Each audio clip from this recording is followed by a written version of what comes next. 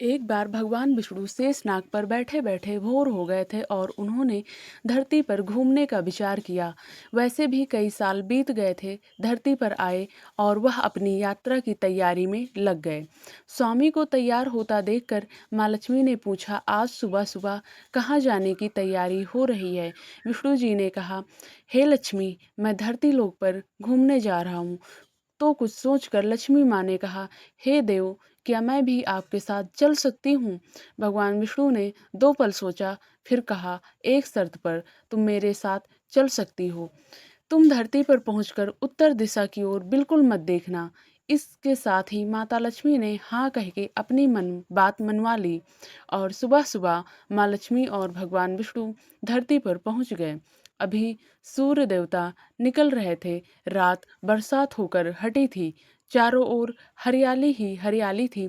उस समय चारों ओर बहुत शांति थी और धरती बहुत ही सुंदर दिख रही थी और माँ लक्ष्मी मंत्रमुग्ध होकर धरती को देख रही थी और भूल गई कि पति को क्या वचन देकर आई हैं और चारों ओर देखती हुई कब उत्तर दिशा की ओर देखने लगी, पता ही नहीं चला। उत्तर दिशा में माँ लक्ष्मी को एक बहुत ही सुंदर बगीचा नजर आया और उस तरफ से भीनी भीनी खुशबू आ रही थी और बहुत ही सुंदर सुंदर फूल खिले थे। यह एक फूलों का खेत था। माँ लक्ष्मी बिना सोचे समझे उस खेत में गईं, एक सुंदर सा फूल तोड़ लाईं। लेकिन यह क्या, जब माँ लक्ष्मी भगवान विष्णु के पास वापस आईं तो भगवान विष्णु की आंखों में आंसू थे और भगवान विष्णु ने माँ लक्ष्मी को कहा कि कभी भी किसी से बिना पूछे उसका कुछ भी नहीं लेना चाहिए और साथ ही अपना वचन भी याद दिलाया। माँ लक्ष्मी को अपनी भूल का पता चला तो उन्होंने भगवान विष्णु से इस भूल की माफ़ी मांगी। तो भगवान विष्णु ने कहा कि जो तुमने जो भूल की है उसकी सज़ा तो तुम्हें ज़रूर मिलेगी। जिस माली के खेत से तुम बिना पूछे फूल तोड़े हैं, यह एक प्रकार की चोरी है। इसलिए अब तुम 3 साल तक माली के घर नौकर बनकर रहो। उसके बाद मैं तुम्हें बैकुंठ वापस बुलाऊंगा। माँ लक्ष्मी ने चुपचाप सिर झुकाकर हाँ कर दी थी और माँ लक्ष्मी एक गरीब औरत का रूप धारण करके उस खेत के मालिक के घर गई। घर का क्या एक झोपड़ा था और मालिक का नाम माधव था। माधव की बीबी, 2 बेटे और 3 बेटियां थी।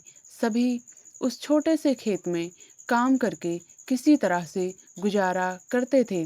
माँ लक्ष्मी जब एक साधारण और गरीब औरत बनकर जब माधव के झोपड़े पर गई तो माधव ने पूछा, बहन तुम कौन हो और इस समय तुम्हें क्या चाहिए?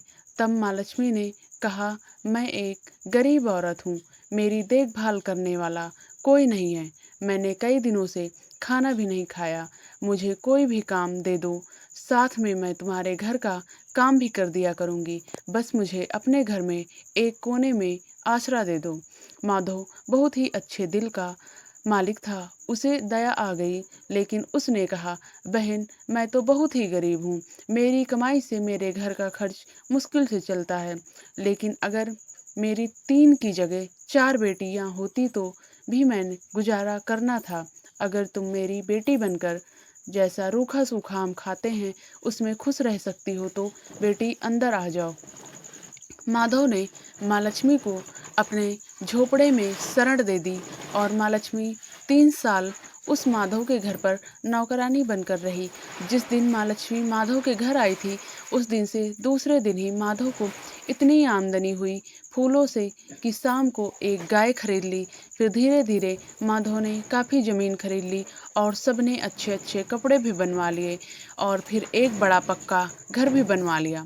बेटियों और बीबी ने गहने भी बनवा लिए और अब मकान भी बहुत बड़ा बनवा लिया था। माधव हमेशा सोचता था कि मुझे यह सब इस महिला के आने के बाद मिला है। इस बेटी के रूप में मेरी किस्मत आ गई। मेरी ओर अब 2-4 साल बीत गए, लेकिन माँ लक्ष्मी अब भी घर में और खेत में काम करती थी। एक दिन माधव जब अपने खेत से काम खत्म करके घर आया तो उसने अपने घर के सामने दीवार पर एक देवी स्वरूप गहनों से लदी एक औरत को देखा। ध्यान से देखकर पहचान गया, अरे यह तो मेरी मुंह बोली चौथी बेटी यानी वही औरत है। और पहचान गया, यह तो माँ लक्ष्मी है। अब तक माधव का पूरा परिवार बाहर आ गया था और सब हैरान होकर माँ लक्ष्मी को देख रहे थे। माधव बोला, माँ हमें माफ कर दो, हमसे अनजाने में ही घर और खेत में काम करवाया। माँ यह कैसा अपराध हो गया, माँ हम सबको माफ कर दो। अब माँ लक्ष्मी मुस्कुराई और बोली, माधव तुम बहुत ही अच्छे और दयालु व्यक्ति हो। तुमने मुझे अपने बेटी की तरह रखा, अपने परिवार के सदस्य की तरह। इसके बदले मैं तुम्हें वरदान देती हूँ कि तुम्हारे पास कभी भी खुशियों और धन की कमी नहीं रहेगी। तुम्हें सारे सुख मिलेंगे जिसके तुम हकदार हो। और फिर माँ अपने स्वामी के द्वारा भेजे गए रथ पर बैठकर बैकुंठ चली गई। धन्यवाद।